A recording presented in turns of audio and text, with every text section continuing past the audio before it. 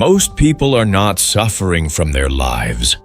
They are suffering from their thoughts about their lives. There is a weight in that truth that most people spend years never fully grasping. The job didn't break you. The relationship didn't break you. The failure didn't break you. What broke you, what keeps breaking you, is the story your mind built around those things. The meaning it attached, the conclusions it drew, the verdict it quietly returned while you were just trying to get through the day. And here is what makes it so difficult. The thoughts feel true. They arrive with a tone of certainty that feels like authority. They sound like your own voice. They replay with enough repetition that they start to feel like evidence. And before long, you are not just thinking a thought, you are living inside it. You have moved from observer to prisoner, and most of the time, you did not even notice the door close.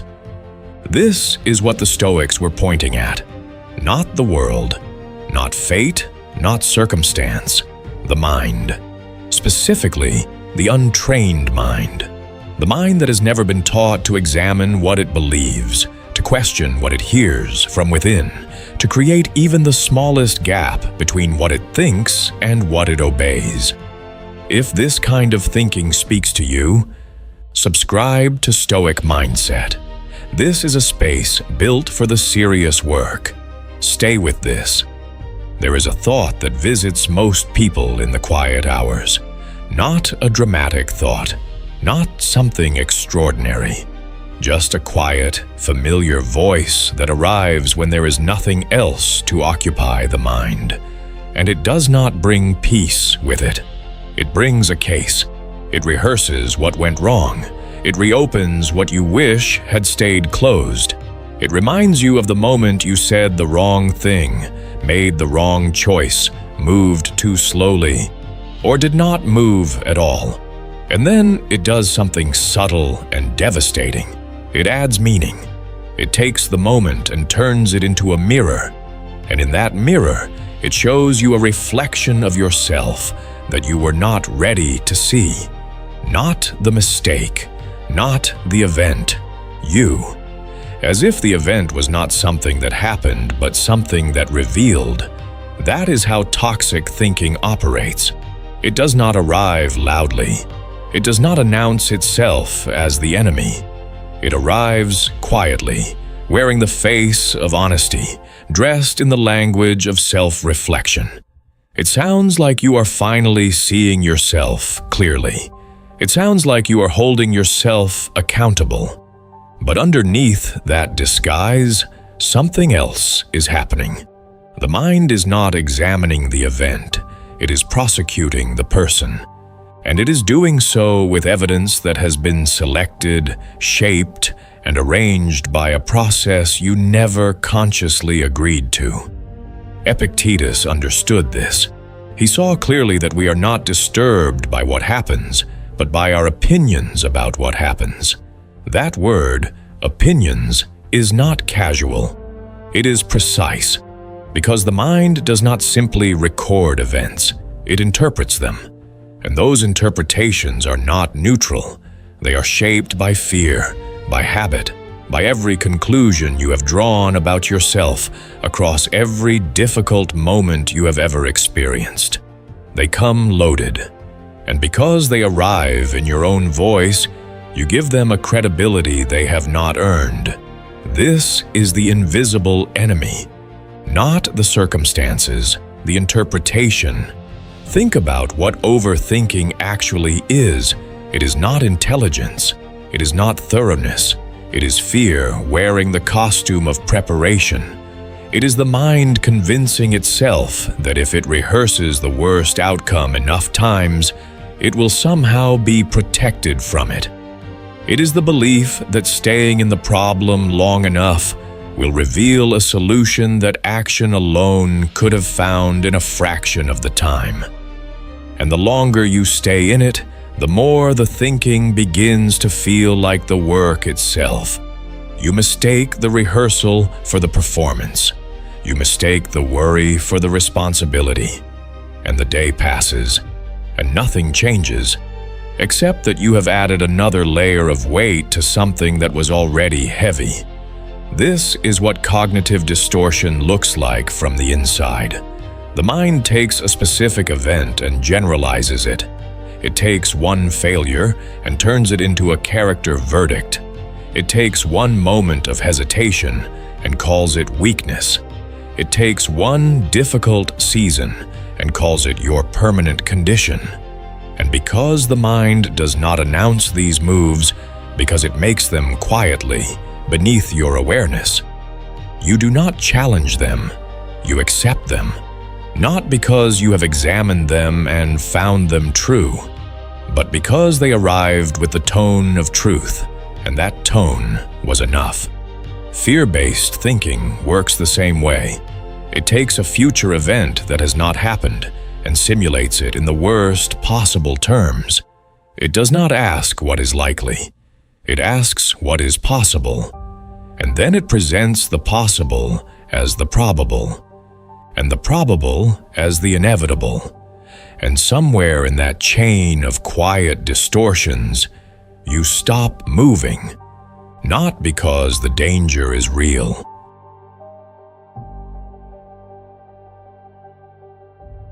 but because the mind has made it feel real in a space where reality and imagination share the same emotional weight. And this is the part that costs you more than you realize. Because the cost of toxic thinking is not just the discomfort of the thought itself. It is what the thought prevents, the action not taken, the decision made from fear instead of clarity, the relationship withdrawn from before it had a chance, the opportunity scanned for danger until the window closed. Life does not pause while you overthink it. It continues. And the version of you that is trapped inside the thought watches it continue from a distance, unable to fully participate, because the mind is busy managing threats that exist only in its own projections. Marcus Aurelius wrote that the happiness of your life depends upon the quality of your thoughts. He did not write that it depends on your circumstances. He did not write that it depends on your success, your reputation, or the approval of others. He wrote thoughts. And he wrote that in private, in the middle of wars and betrayals, and the kind of pressures that would collapse most men. He was not writing theory. He was writing from inside the struggle. And what he discovered inside that struggle was that the mind, left unexamined, becomes your most reliable source of suffering. And the mind, trained with discipline, becomes your most reliable source of stability. That training begins with a single distinction. Thoughts are not facts. It sounds simple. It is not easy. Because the mind does not label its thoughts as possibilities. It presents them as conclusions. When it says, "You are not capable of this," it does not phrase it as a concern. It phrases it as a settled matter. When it says, "This will not work," it does not offer that as one perspective among many. It states it with the finality of something already proven. And because the voice delivering that statement is indistinguishable from the voice you use to think about everything else, there is no obvious signal that you are being misled. It all feels equally valid. It all feels like you.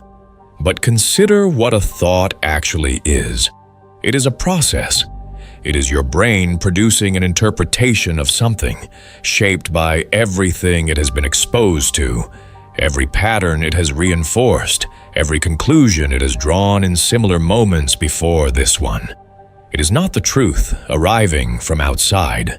It is your own history speaking, sometimes helpfully and sometimes not. And once you understand that, something shifts. Not dramatically, not all at once, but something loosens. Because you realize you are not required to accept every thought your mind produces any more than you are required to act on every impulse you feel. The thought appears. That is not something you control. What you do with it, that is. Seneca wrote that we suffer more often in imagination than in reality. He saw it clearly in the men around him and in himself. The fear of the thing causes more damage than the thing itself. The anticipation of failure is harder to bear than the failure. The imagination of rejection is sharper than the rejection. Because in reality, events are bounded. They have a shape. They begin and they end. But in the mind, events can be stretched indefinitely. They can be revisited, reinterpreted, and amplified with every return. And a man who has not learned to govern that process will spend most of his life suffering from things that exist nowhere but inside him. This is where the loss of control begins. Not in the external world. In the moment you allow a thought to speak with an authority it has not earned. In the moment you step inside the thought completely, rather than observing it from outside. In the moment you stop distinguishing between what is happening and what you are telling yourself about what is happening. And most people do not lose this control suddenly. They lose it gradually. One unchallenged thought at a time, one accepted verdict after another, until the pattern becomes so automatic, so familiar, that it stops feeling like a pattern at all. It starts to feel like reality. It starts to feel like who you are. Consider the man who has spent years telling himself he is not the kind of person who succeeds at the things he wants. He did not decide this consciously. He did not sit down one day and conclude it deliberately. It accumulated. A failure here, a rejection there. A voice that interpreted each of those moments in the harshest available terms. And over time, a belief formed. Not because the evidence demanded it, but because the interpretation repeated often enough became identity. And once it became identity, he stopped questioning it. He stopped seeing it as a thought at all. He saw it as a fact about himself. And from inside that fact, he made every subsequent decision. Smaller decisions, safer decisions. Decisions shaped not by what was possible, but by what the belief had already decided was permitted. That is what toxic thinking ultimately does. It does not just cause discomfort. It rewrites the map you use to navigate your life. And you follow that map without realizing it was drawn by fear, not by truth. The shift begins with something small, not a declaration, not a dramatic decision, just a pause. A thought appears, and instead of stepping into it immediately, you stay just outside it. You observe it, not with judgment, not with the intention of fighting it or dismissing it, simply with awareness.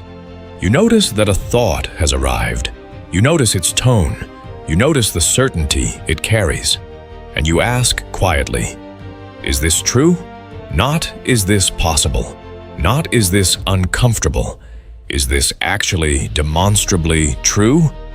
Most toxic thoughts cannot survive that question. Not because they are obviously wrong, but because they were never designed to be examined. They were designed to be accepted. They operate through speed and familiarity. They arrive quickly and they feel familiar. And that combination bypasses the part of you that would otherwise push back. But the moment you slow down, the moment you insert even a brief pause between the thought and your response to it, that mechanism weakens. Because the thought, now seen clearly, reveals itself as what it actually is. An interpretation, one possible reading among several, a story the mind constructed, not a law it discovered, This is what Epictetus meant when he taught that between stimulus and response, there is a space. And in that space lies your freedom.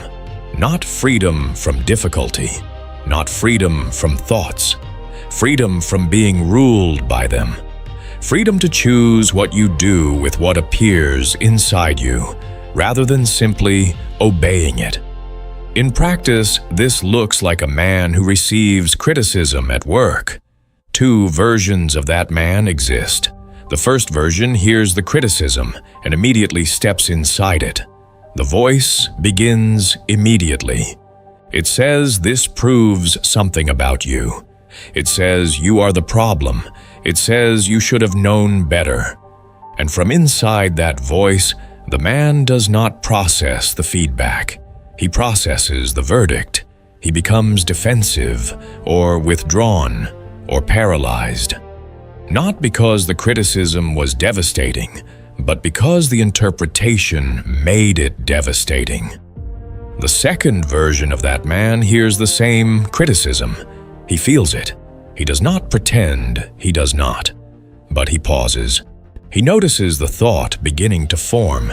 He notices the familiar pull toward the verdict. And he asks the quiet question: is this feedback about an action, or is my mind turning it into a statement about who I am? And in that question, the two versions of the event diverge completely. One man carries the weight of a verdict. The other man holds a piece of information he can actually use. That difference is not personality. It is not talent. It is practice. It is the result of training the mind to observe rather than react, to examine rather than accept, to stay in the space between the thought and the response long enough to choose what happens next. Building that practice requires consistency in the ordinary moments, not just in the moments of crisis, because the crisis is too late to begin. By the time the significant thought arrives, the one with real weight, the one connected to something you deeply care about, you need the practice already to be in place. You build it in the small moments, the minor irritation that triggers an old pattern, the quiet morning where the mind begins to rehearse tomorrow's anxiety, the moment before sleep where the voice wants to replay the day in the harshest terms available. In those moments, the practice is simple. Notice the thought. Name it. Not to shame it, but to see it. This is overthinking. This is catastrophizing. This is the mind moving from one specific thing that happened to a general conclusion about who I am. Naming it creates the distance. It moves you from inside the thought to outside it. And outside it, you can ask the useful question. Not, is this thought comfortable? But is this thought accurate? Is this thought useful? Does engaging with this thought move you towards something you can act on? Or does it simply increase the weight without pointing anywhere? If the thought points towards something actionable, engage with it. Let it do its job. Let it identify the problem, show you what needs to change, direct your attention toward what can be adjusted. That is the mind working correctly. That is the inner voice functioning as a guide rather than a prosecutor. But if the thought points only to a general conclusion about your worth, your capability, your future, if it offers no direction, only judgment, then it does not deserve the authority it is requesting. You can notice it, you can acknowledge it, and you can let it pass without following it to its conclusion. Not through suppression, and noise does not require a response. Marcus Aurelius returned again and again in his private journals to this practice, not once and finished, again and again. Because the mind does not transform permanently in a single session. It requires the patient, consistent application of the same awareness across the same kinds of moments.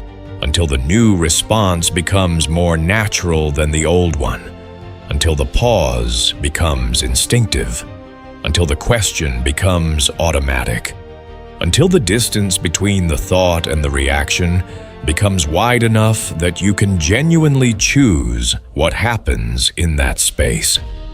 Over time, as that practice takes hold, something changes in how you carry yourself through the day. The situations that once triggered long cycles of internal replay begin to resolve more quickly. The moments that would have sent you into a spiral of self-criticism become moments of adjustment and movement. The fear-based thoughts that once stopped you at the threshold of something important begin to lose their authority, not because the fear disappears, but because you are no longer obligated to obey it. The man who cannot govern his thoughts is not simply uncomfortable, he is compromised. Every decision he makes is filtered through the distortions his unchallenged thoughts have produced. His confidence is not based on a realistic assessment of his capability. It is based on what his inner narrative has decided about him, often in moments of failure, seldom revised in moments of success. His relationships are shaped by interpretations that may bear little resemblance to what is actually happening. His choices are constrained not by what is actually possible, but by what the voice has already decided is permitted. He is living, in a very real sense, inside a story. And the story was written by fear. The man who has learned to govern his thoughts is not a different kind of human being. He is the same mind, trained differently. He still encounters the same difficulties. He still hears the voice. He still feels the pull of familiar patterns. But he has developed the one thing that changes everything. He has developed the ability to see the thought before he becomes it. And that brief, quiet moment of seeing, that pause that Epictetus described as the space where freedom lives, is where his life diverges from the version that might have been. He does not make decisions from inside the anxiety. He makes them after observing the anxiety and deciding how much authority it deserves. He does not interpret every setback through the lens of the harshest available verdict. He extracts what is useful and releases what is not. He does not require the mind to be silent. He requires it to earn the authority it claims. That is not a small difference. That is the difference between a life directed by clarity and a life directed by fear. Between a man who shapes his circumstances and a man who merely reacts to them. Between someone who knows what he thinks and someone who is simply carried along by whatever the mind produces next. You do not need to control everything in your life. That was never possible, and it never will be. Events will happen that you did not choose. People will act in ways you did not anticipate. Circumstances will shift outside of your ability to manage them.